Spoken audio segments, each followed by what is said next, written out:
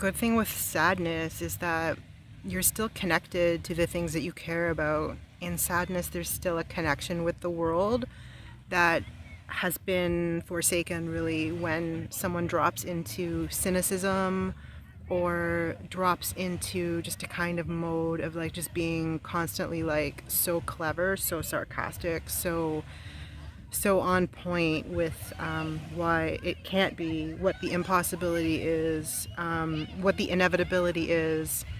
And sadness is kind of cool because you're still in touch with other possibilities. You're still in touch with, I mean, that's the whole reason something is sad, right? Because you understand the way it could have been or the way it could be, and you're still energetically in touch with that. You're maintaining a connection.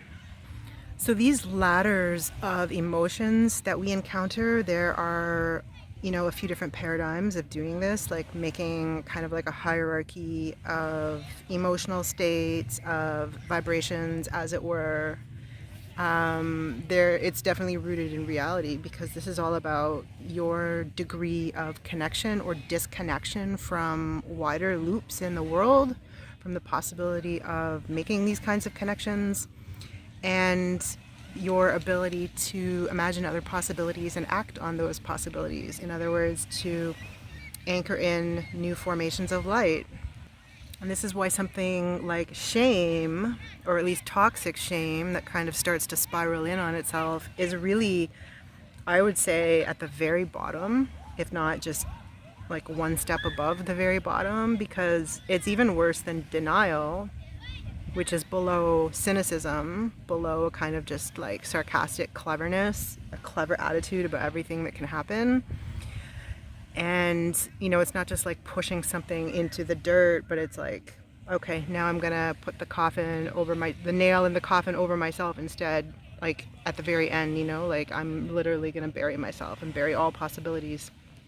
So let me know if that rings true for you too. Like, I've definitely spoken about that level of toxic shame before, in a sense of like, if you can start making progress on that level, which is like the bottom of the barrel, really, really difficult stuff. But if you can make progress there, like you can accelerate everything. And I guess there is below shame. There is, you can go further than that, because something like kind of like an abject hate is definitely even lower, right? It's like beyond toxic shame, but just directed outward at everything, at other people, just kind of like just this engine of hate. It's really hard to connect to. It doesn't make any connections.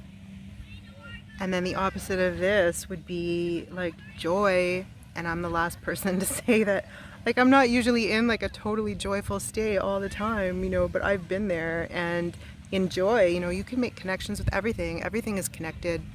You can kind of see the higher order and the place that everything has, and the way everything all fits together. And there's a kind of bliss in that. There's a bliss in knowing like the ultimate order of everything, and just being able to enjoy that, and enjoying a kind of the divinity of that order, and the divinity of that kind of like chain, that kind of temporality. But if we want to talk about how to begin to spiral upward instead of spiraling downward, instead of just feeling stuck on repeat on the same loop, you want to get to some kind of feeling state where you can start to admit that other possibilities exist and are possible, and that you believe them, even if you don't feel like you have the energy for acting on them, or maybe you don't believe they're possible for you, but you can at least believe that there's other possibilities. Like, you're no longer just stuck in your own mental loops. The fact that you're even there thinking about it is a really good sign. It's a really positive sign. Like, things are moving. You're starting to clear a little bit of energetic space for yourself. And it's funny because you could be in like an objectively really good place in life, and that can be like the place and time in which you're actually the most mentally stuck. Like, when I think about when this happened for me, I mean, if I was just to look at this and compare objectively on paper, I mean, certain things now maybe like objectively are in like a worse state than they were then. But in terms of like the energetic mental state, obviously I have a lot more agency, I have a lot more clarity, I have a lot more opening, I have a lot more movement, I have a lot more flexibility.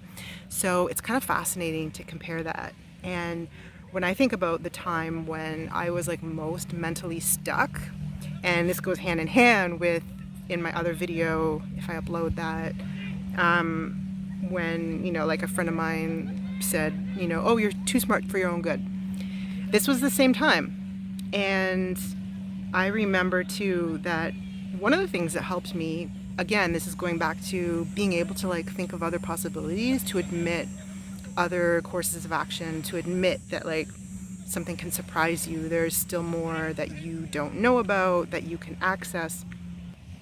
There was this one guy, this kind of like, now we would call him an influencer, but he had a really good exercise that I used, and it's all about finding other possibilities for yourself. And so he had this exercise he did every morning where he would basically make a list of like 10 ideas or something as part of his morning routine, right? Like this was when like morning routines were starting to become like a thing. And just making a list of like 10 possibilities, 10 ideas, 10 like crazy things, outlandish things. And it's just like to train your brain to really start thinking outside of its own box.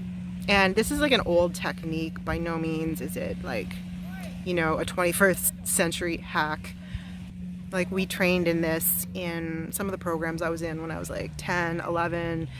And it's also the basis of The Work by Byron Katie. So that is very effective. It's a very, very specific kind of tool. So it may not work for everything you need, but it's definitely worth trying it in very specific areas to get like your mind moving onto other possibilities and options. And that's why this work is so hard, you guys. You are literally like responsible for all of the energy that runs through you. You're responsible for, in this sense, the whole energy of the universe. That's really what this is about. You are the microcosm of the macrocosm, and all options are open to you. And so it's up to you to decide what you let in. This goes back to my discussion on the boundaries. These are your ontological posits, your ontological choices. You get to decide and say like what the meaning is going to be. So I hope this has been insightful in some way. I wanted to like challenge myself to do some like deliberately like messy videos at the beach, because normally I wouldn't do this. Really kind of unplanned, and I wanted to just try to make a connection based on some of the feedback that I've been hearing, and areas where we feel like maybe this is really obvious, I know about this, no one needs to hear about this. You guys, there's ants everywhere here. And maybe somebody does. Maybe somebody needed to hear this in a way that only I could say it, or something that I emphasized that others haven't. Who knows? I know I've definitely been saved by watching videos and discussions and lives from voices and scholars whom even sometimes like for years I didn't even try to contact, or maybe I wasn't engaging on social media, but I would like just religiously watch everything they put out. And so you never know who's watching, who's listening, who you're helping. It's not always going to be visible, so if you feel called to do something like that, you should. But the corollary to that too, you guys, though, is not to be cynical about it. You actually should reach out if you have a question, if this like struck a chord with you, if you agree, if you need clarity. Drop a comment. I respond to that. I read these. There are all kinds of amazing accounts by like mentors and coaches and like incredibly wise and talented people who they don't have a lot of numbers yet. Like there's still basically like hidden gems. It's crazy. Like someone having a lot of numbers, followers, it indicates something for sure, but it can also indicate there is definitely also like a large network effect in play. So you cross certain thresholds, the algorithm like bumps you in ways that it's not going to bump like small accounts who, it does in the beginning, of course, but so don't even follow numbers either. Don't assume someone with a small account is somehow less of an expert, or if they have like a quieter voice. And on the other side, like, don't assume that somebody with, a large number of followers, like, isn't necessarily going to respond to you or notice you.